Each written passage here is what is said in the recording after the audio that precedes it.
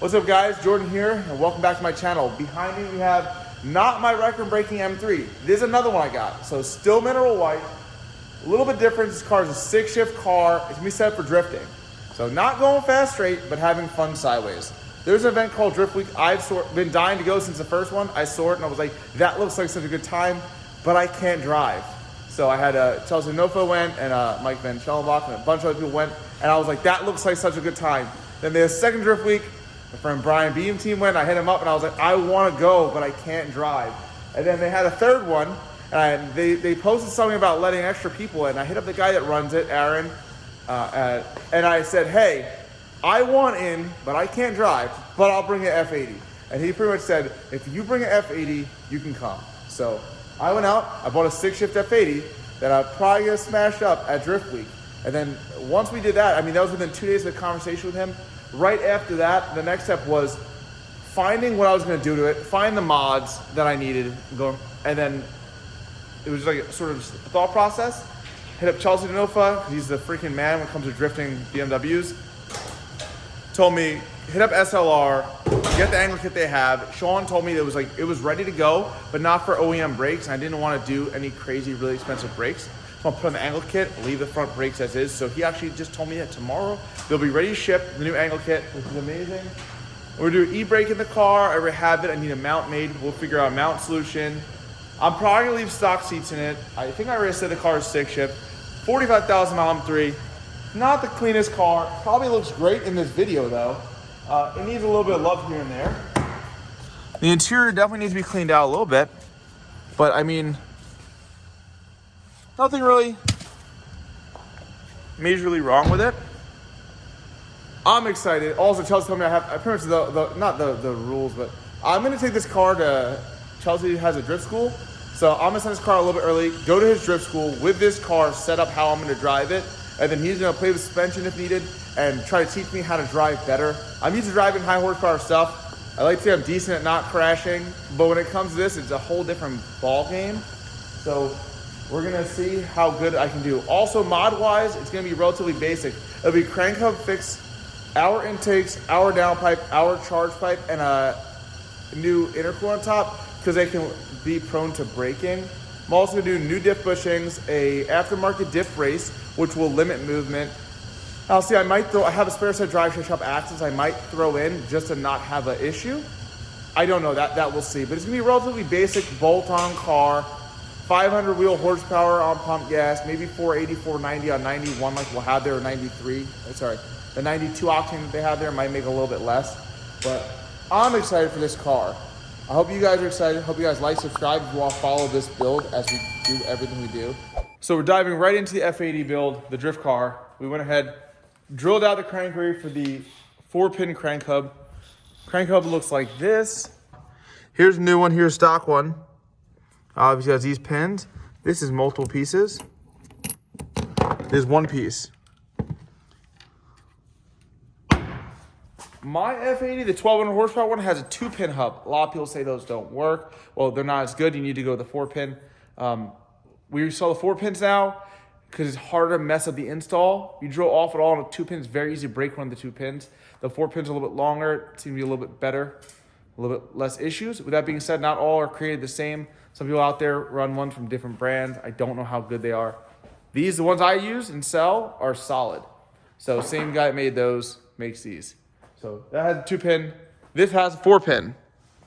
Drilled that already. Next thing up is it'll get retimed, or everything's already locked in time, so it should get tightened down. And then all the time stuff will go back on. Valve cover. I'm gonna do fresh spark plugs while I'm in here. It actually looks really dry, the car, so I'm not gonna do valve cover gasket, oil pan gasket, oil filter housing gasket. Extremely uncommon for a BMW, obviously. They always leak out of everywhere. This one seems quite dry, so we're gonna leave all that. Crank hub's getting done. Next up, we'll probably do like full bolt-ons, downpipe, intake, charge pipe. We'll probably do all that while it's apart this round. And then I'm just waiting right now on the coilovers, probably be a few weeks. And then the SLR stuff from Sean, which I'm extremely excited about. So even though I don't have the coilovers yet, even if I just get that in, I can start driving the car, enjoying it. That's it for right now on this one.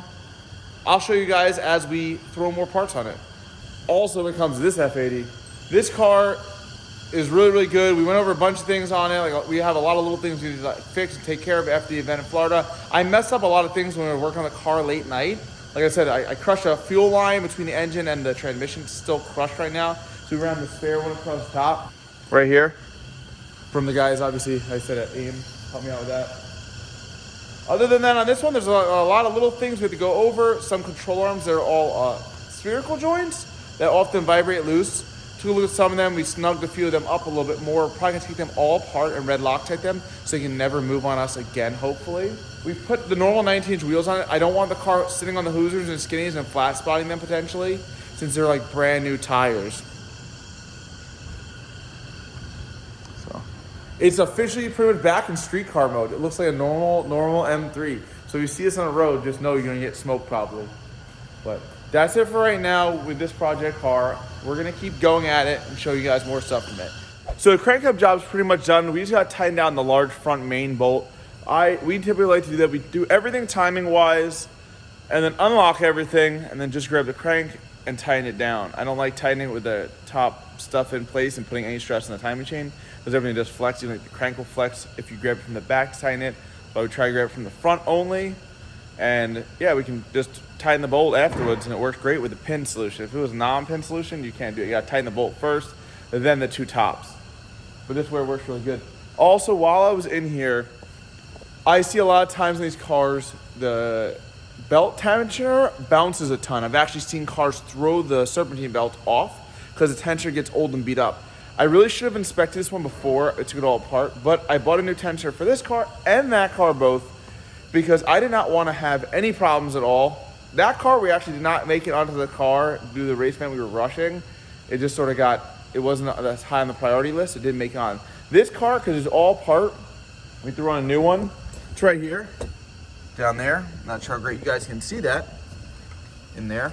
Threw on the new belt tensioner, and it gives me a little peace of mind, especially because this car will be revving high, bouncing on the rev limiter, doing clutch dumps. I don't want to ever throw a belt. If you look at most of these cars with any amount of miles on it, something from 20 to 40 to 50,000 miles on it, you'll see at idle, it's going like this. Some cars are pretty smooth and they're pretty good, but they suck. They wear out all the time. So it's a great preventive thing that I wanted to do. We also put fresh spark plugs in the car. The plugs in here look OEM or OEM-ish. I don't know if they're the original ones, I should say, or if they've been replaced at some point in the car's life. Other than that, the car's pretty dry. There was no major oil leaks. Oil filter housing gasket somehow is not leaking. The oil pan's not leaking somehow. Valve cover gas is not leaking. Turbo's not leaking. Seem pretty solid, which is pretty good. 40,000 miles, 45,000 miles in these cars. Often you can see leaks. It happens. So I was expecting the worst and was pretty solid. Only thing weird it looks like is that one of the inlets were leaking previously, and instead of changing the O-ring, they put a little silicone on it, which is not the right solution. So we have to clean that off right here, back there, before putting it all back together. I really thought about doing fresh coil packs, fresh injectors on the car, but for the cost, in my opinion, it's not that worth it at 45,000 miles. If they had 65, 75, I would definitely do the coil packs and possibly do the injectors. 80 to 100, probably great to do the injectors, but I decided we'll leave those alone for now. So that's it for right now in this car. We're gonna go finish up the crank hub install, make sure it's all buttoned up. And then the next step you'll see is going full bolt on this car. Everything from our intakes, downpipes, and why we do it the way we do it. So thanks for watching. If you like, give it a thumbs up, hit the bell button. Thank you.